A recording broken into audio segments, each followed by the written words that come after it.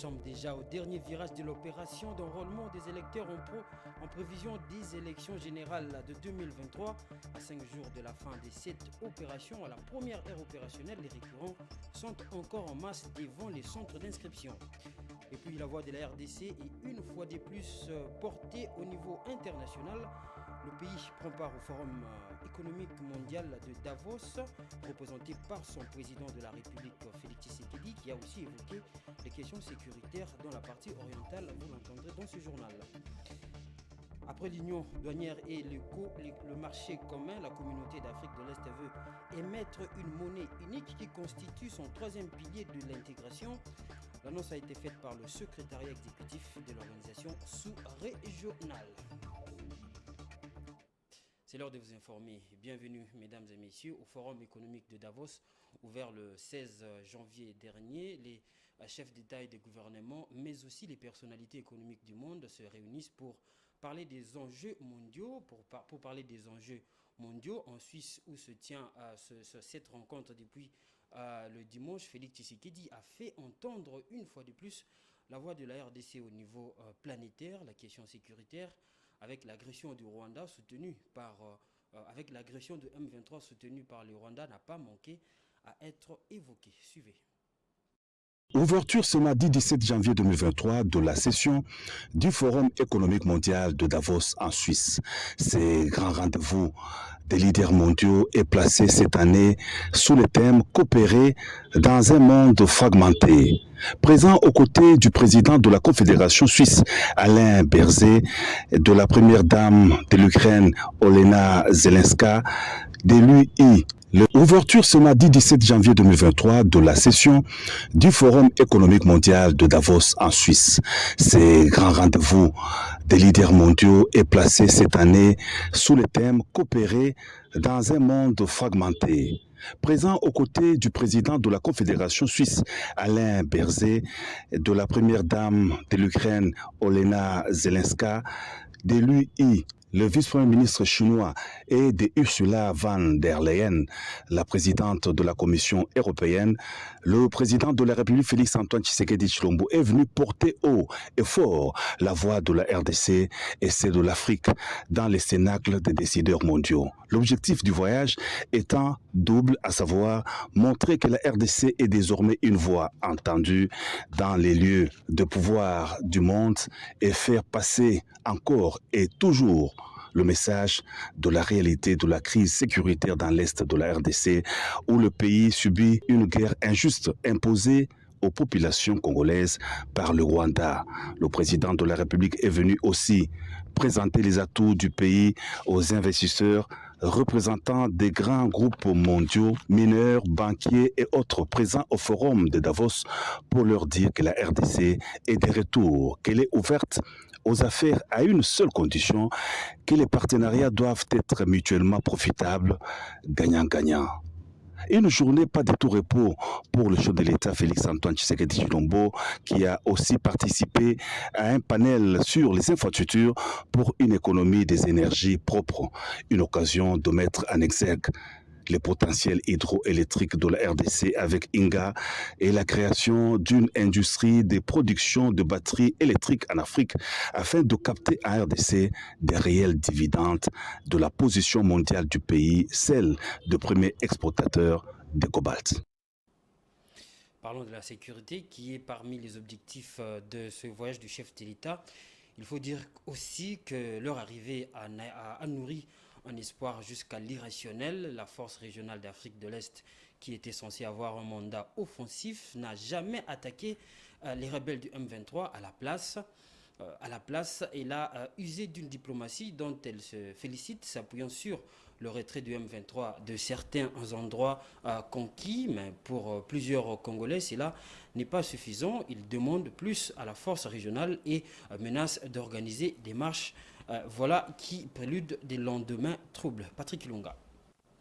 J'espère qu'avec votre arrivée, beaucoup de choses vont changer et nous allons évoluer dans une mission offensive afin de ramener la paix dans notre pays, la RDC, avec comme priorité le M23 et cette agression rwandaise. C'était l'objectif premier, combattre en priorité les M23 pour ramener la paix grâce au mandat offensif censé être différent de celui de la MONUSCO. Dans une sorte de réplique où l'on pouvait deviner la bonne foi, mais aussi une forme de naïveté, le général Jeff Nyaga, commandant de la force régionale, alors qu'il croyait rassuré, prend légèrement le contre-pied de son hôte. Dans un anglais clair, il fait la hiérarchie des priorités pour la force régionale dans la recherche de la paix dans l'est de la RDC. On the question of whether we are going to fight the M23, I want to be very clear. Sur la question si on va combattre le M23, je voudrais être clair. La priorité numéro 1 est le processus politique, dont celui de Nairobi et de Luanda. We have Luanda and Nairobi process. Sometimes war does not necessarily bring peace. Quelquefois, la guerre n'amène pas forcément la paix. Pursue diplomacy. The second on that track, and is very critical for you to note, is the issue of disarmament and Il y a le désarmement et la démobilisation. C'est seulement si les deux options échouent que nous allons passer vers une option offensive et militaire. Ce n'est pas seulement se focaliser sur le M23, mais nous avons plus de 120 groupes armés ici. Cette lecture claire illustre la différence de vue et une manière d'opérer qui ne s'inscrit pas forcément dans la logique congolaise. Pour la force régionale d'Afrique de l'Est, le fait d'approcher les rebelles et d'obtenir leur retrait est une réussite. Obtenir la paix sans tirer un coup de feu, se félicite encore cette force régionale. Seulement voilà, ce rapprochement entre ce que le Congolais appelle les forces négatives et la force invitée par la RDC a été vu comme une complicité inacceptable, notamment par une grande partie des Congolais et des activistes de la société civile qui désormais envisagent de manifester contre la présence de la force régionale. 2 mois après son arrivée, cette force régionale est déjà sur un fil de rasoir. À travers ce dossier de Patrick Ilunga, vous avez compris pourquoi aujourd'hui, mercredi, la ville de Goma a été le théâtre d'une brève marche de protestation. Des activistes de la société civile ont tenté de manifester contre la passivité, selon eux, de cette force de l'Afrique de l'Est et la venue annoncée des troupes du Soudan du Sud dans le cadre de la force régionale. Les manifestants ont été dispersés par la police. Quelques journalistes et manifestants brièvement interpellés ont été aussi relâchés. Autre chose à présent, organisation de 9e jeu de la francophonie en RDC, le comité de pilotage que dirige le Premier ministre a fait le point des préparatifs de manière holistique. C'était dans une réunion tenue à la primature Samalou Kondé, et les membres de ce comité se disent déterminés à livrer toutes les infrastructures dans le délai au comité international des Jeux de la francophonie. Didier Mazenga est le ministre de l'intégration régionale. La réunion d'aujourd'hui était une réunion technique faisant suite à la descente effectuée par son Excellence M. le Premier ministre, chef du gouvernement, le 10 janvier 2023. Ici, il était question d'analyser, de palper de la réalité. Qu'est-ce qu'il faut faire? Qu'est-ce qui a été fait? Maintenant, nous faisions quoi avec les entreprises qui sont sur terrain? Et nous avions eu l'orientation, des instructions du Premier ministre que nous allons continuer des réunions, notamment demain avant midi, après-midi, pour que le temps qui nous reste, qu'on soit prêt à organiser le 9e Jeu de la francophonie prévu au mois de juillet, août 2023. Et le Premier ministre lui-même l'a dit lors de sa communication. Et nous avions travaillé, et quand je vous parle, le ministre des ITPR et de budget qui ne fait pas partie du comité de pilotage, ils étaient là parce qu'il faut parler de chiffres. Il faut parler qu'est-ce qui a été déjà décaissé pour les infrastructures, qu'est-ce qui reste, qu'est-ce qu'il faut faire. Maintenant, à ce moment-là, dès que le gouvernement termine cet exercice-là, et les entrepreneurs, maintenant, ils ont la part de responsabilité de nous donner le chronogramme de travaux que nous sommes sur terrain en train de suivre de jour après jour, parce que c'est au plus tard le mois de mai que nous devrons recevoir les infrastructures à disponibiliser au niveau de l'OIF.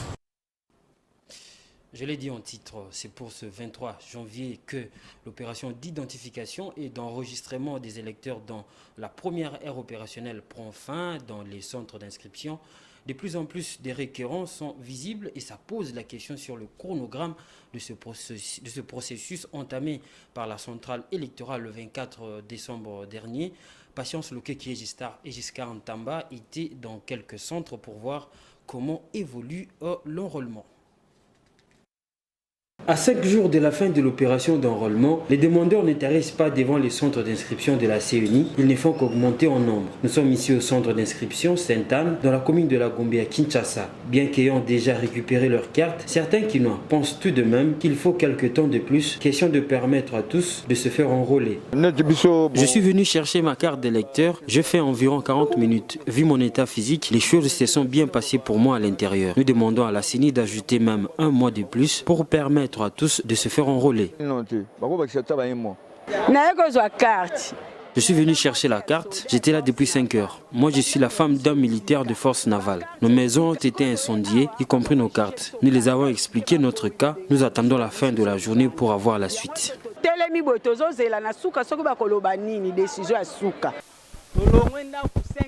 J'ai quitté ma maison depuis 5 heures du matin. Plusieurs exigences pour entrer au centre. Les agents de la CENI privilégient certaines personnes, alors que nous autres, nous quittons nos maisons très tôt pour chercher la carte. Nous demandons à la CENI de nous ajouter même 2 mois pour permettre à tous de se faire enrôler.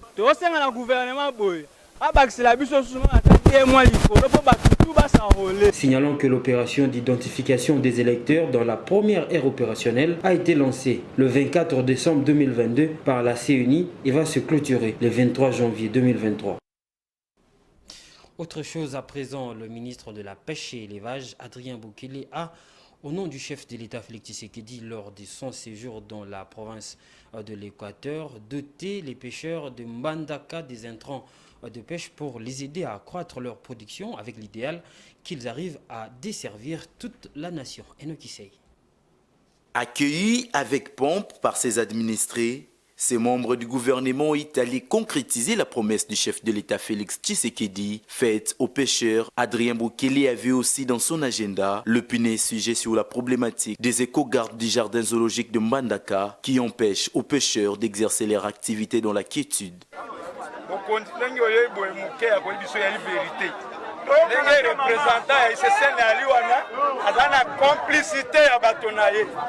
Kuna bawati batu wa pêcher so futi mbongo ndo pêcher. Papa dona maloba mingi te. Loko za maloba ka ba iko gawo. Tokanyi mozanga. Moto sola na koto. Ba iko gawo da babotola biso mozanga na boato na dog sinyoso tu babotoli. Na mbisi nyoso. Beba di mozanga na batumbi yango.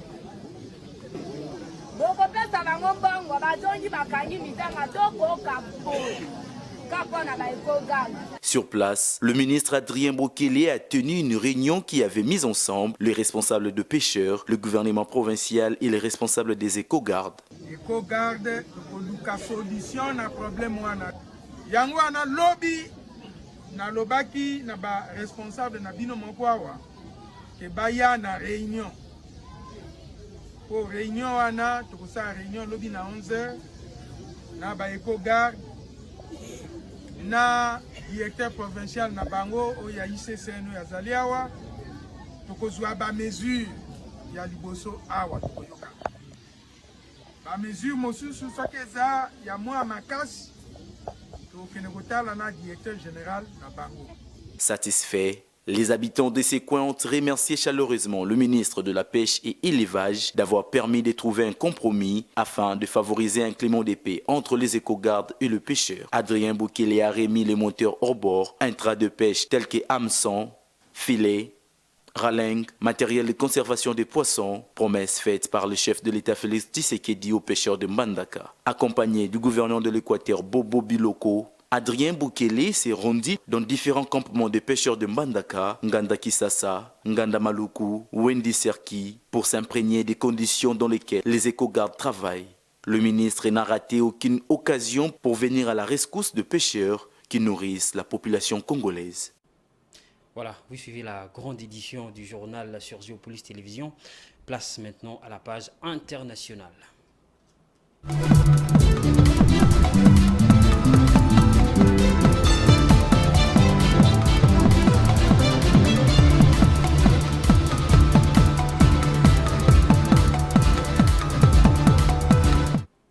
La communauté d'Afrique de l'Est prévoit l'émission d'une monnaie unique dans les 4 prochaines années, annonce faite par son secrétariat exécutif au début de cette semaine.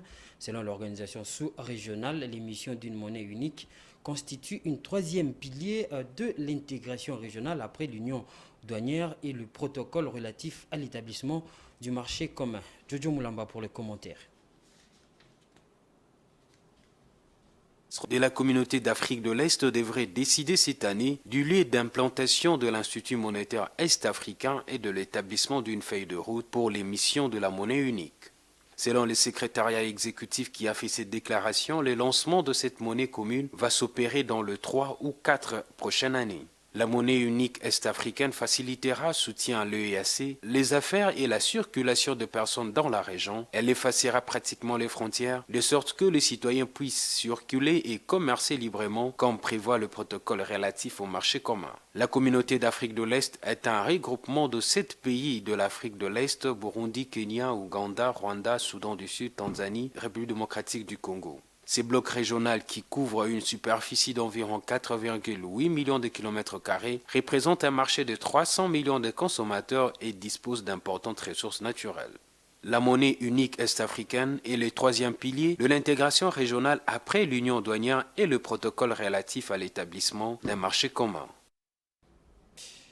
En ce début d'année 2023, le marché de blé connaît une véritable accalmie. Le mardi 10 janvier dernier, les contrats à terme du blé tendre d'hiver, variété de référence américaine coté à Chicago, est tombé à 7,3 $ américains pour le boisseau, soit son plus bas niveau depuis septembre 2021.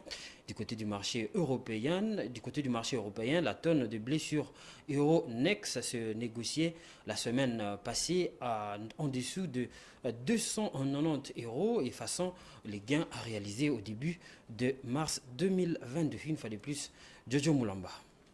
Ces reculs de cours mondiaux tiennent principalement à une demande atone sur fond de ralentissement économique mondial. Ces derniers ne devraient pas permettre, selon les observateurs, à court terme l'abondance de l'offre attendue sur le marché dans les prochains mois. Alors que l'Australie devrait récolter un volume record de 36,6 millions de tonnes de blé en 2022-2023, selon les dernières estimations du département américain de l'agriculture, la Russie pourrait enregistrer un stock de 91 millions de tonnes durant la dite saison, contre 75 millions de tonnes un an plus tôt. Dans ces derniers pays, qui est le premier exportateur mondial, cette production prévue pour doper les exportations qui évoluent déjà à un rythme élevé selon les analystes. Du côté de l'Inde, 2e pays producteur de blé, les autorités pourraient également revoir l'embargo sur le vent de blé décidé en mai dernier sur fond de vagues de chaleur intense grâce à l'amélioration des conditions météorologiques. Plus globalement, les perspectives positives concernant l'approvisionnement global du marché pourraient contribuer à tirer vers le bas le prix alimentaire sur le premier trimestre de cette année.